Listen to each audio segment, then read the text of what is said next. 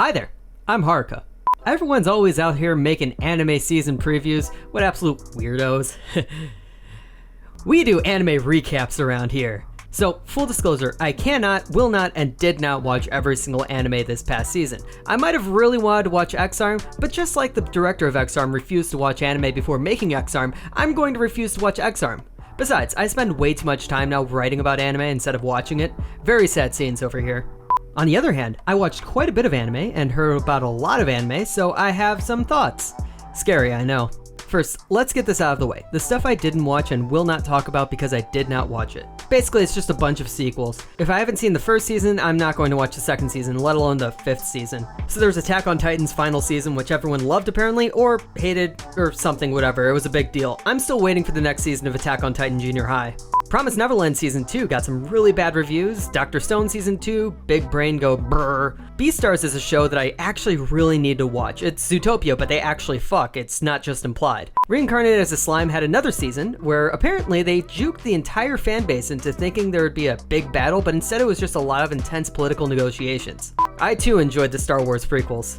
And then some comfy cute stuff from Eurocamp and Non Non Biori. So yeah, I didn't watch the first season for any of these, so I didn't watch the second season this time. Nothing against any of you. I might watch you someday. Anyways, moving on to stuff I actually watched. Here's the stuff I actually watched. I caught some sequels. ReZero's second season part 2 was pretty damn good, but everyone says that. They obviously nerfed Rem, but I really like the buff they gave Otto, who went from annoying side character to best boy this season, though most of that was in the first half of the season, which was last year. So talking about the second season of ReZero as a whole, it was way too cramped compared to the first season. On one hand, this made all the actual plot progression feel like it was moving way too slowly. On the other hand, we got a lot of extra character development and growth. We now have a better understanding of Bayako, and Emilia is really making some moves with Rem out of commission. Rem's got a lot of work to do when she wakes up from her nap. Ram is obviously still best girl, and Sexy Stabby Girl came back, so I'm happy. The other sequel I watched was Quintessential Quintuplets Season 2. It was really fun as someone who has finished the manga, watching all the anime-only people continue to argue over who is best girl. It's like looking at the pictures taken of the Titanic before it set sail, or seeing the Falcon celebrate a 28-3 lead in the third quarter of the Super Bowl. One of the most common jokes until this season was that you could tell whether someone was a manga reader or anime-only based on their best girl. Anime-onlys loved Miku because she had a big focus in the first season, while manga readers preferred Nino, who got a lot of attention just after the first season ended. Now, the anime-only people are finally getting to the good Nino bits. A lot of manga readers are rightfully a bit annoyed about a key arc being glossed over that's going to have a major impact on the ending, but in the end, I just want you all to understand that Ichika did nothing wrong. She's just looking out for number 1.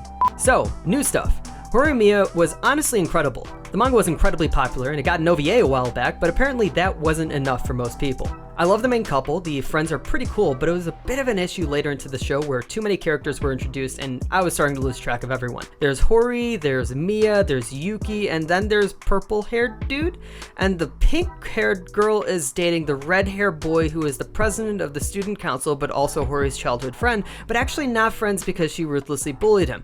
I just love the fact that Hori is an aggressive masochist to the point where she forces Mia to kick her own ass. A truly iconic arc.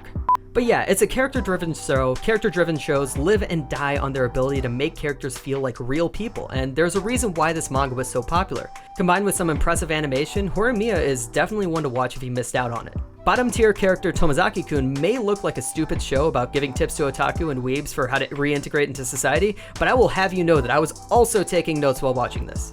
Honestly, the advice given throughout the show is, for the most part, pretty sound, especially the physical appearance bit. While we may all talk about not judging a book by its cover, a person's first impression of you will always be the way you look, so simply dressing well and looking confident does a lot for you to start with. And the actual story that's inside of this show is pretty fascinating as the show goes on. Tomozaki is just a boring gamer who is thrust into the world of popular kids, and by learning the tools that all these other people use, he starts to realize that everyone has this facade in front of them, a mask that they wear. And while he learns how to make his own mask, he starts to find the people underneath the masks that he's trying to emulate. By gamifying life, Tomozaki Kun is an incredible exploration on whether wearing a mask truly makes you happy, or if it's just helping you win.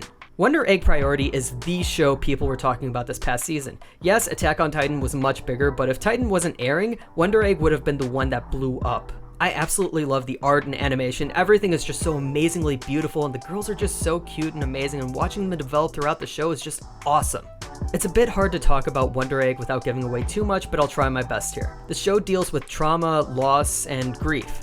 Our girls here each had something truly horrible happen to them in their lives, and it really is about their struggle to comprehend it. But at the end of this season, it was kind of a letdown. Not only was it left unfinished with a special episode on the way, but in the second half of the show, they try to reframe something mystical into something science-based. I think that the show would be a lot more compelling if there continued to be a mystery on how these girls were able to do what they do. If it were like Monogatari or Bunny Girl Senpai, where it's not about advanced technology, but actual mystical stuff that is allowing these girls to try to heal their trauma. The visuals, the tone, and most importantly, the apparent themes of the show cater better toward a more fantastical environment than one with an attempt to ground into reality. Now on to some more stuff I didn't watch, but I've heard some things about, and I'm planning on watching during my breaks between making these videos and playing FIFA. Yes, I'm going to watch Redo of a Healer. No, I will not have an opinion on it any further than this.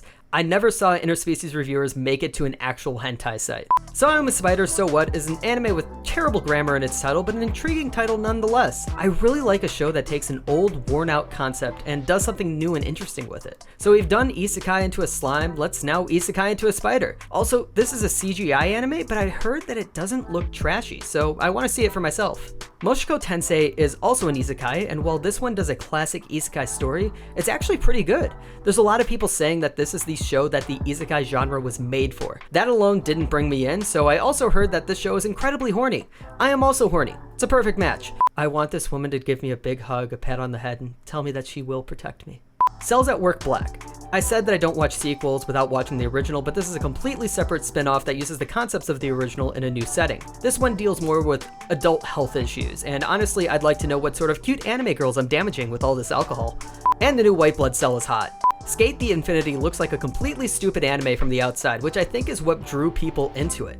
On the other hand, the people who actually watched it said it is the best show this season, in a season with both Titan and Wonder Egg. So that's definitely a recommendation I have to check up on. The only thing I really know is that it finally provides some quality Canadian representation in anime.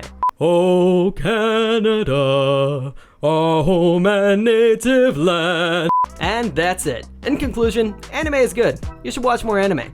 Seasonal anime is honestly pretty tough to keep up with, but this is why we have plan to watch lists, so you can put shows on there and then forget to watch them afterwards. Thank you for watching. There's 2 videos a week until I finally break under the stress of providing sports coverage and anime analysis, so before that happens you should like and subscribe and tell me if you found any cool anime. Or if you saw a cool rock today, that's fine too. The subscribe orb is over there, another video is over here, and if you didn't find a cool rock today, I hope you find one soon.